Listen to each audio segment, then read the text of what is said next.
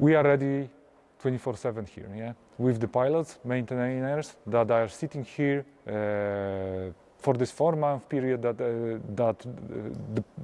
that we stay here in Šiauliai, Lithuania. We are ready to launch our aircrafts in the no time.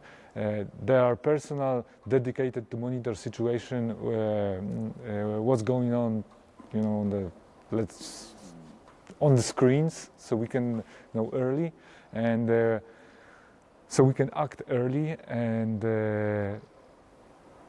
make us do stuff that will prevent any, you know, accident, that will prevent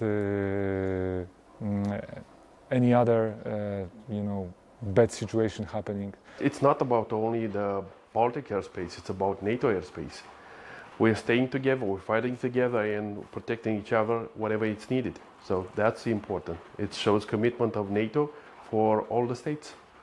Most of the time those are Russian Federation jets or cargo or reconnaissance aircrafts. And they're flying either training, either special missions, I would say.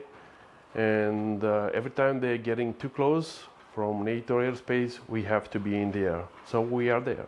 Having a kind of history together, being in the Eastern influence, I would say we share some feelings about how it was and how we are willing to protect the democracy, and we have it at this moment.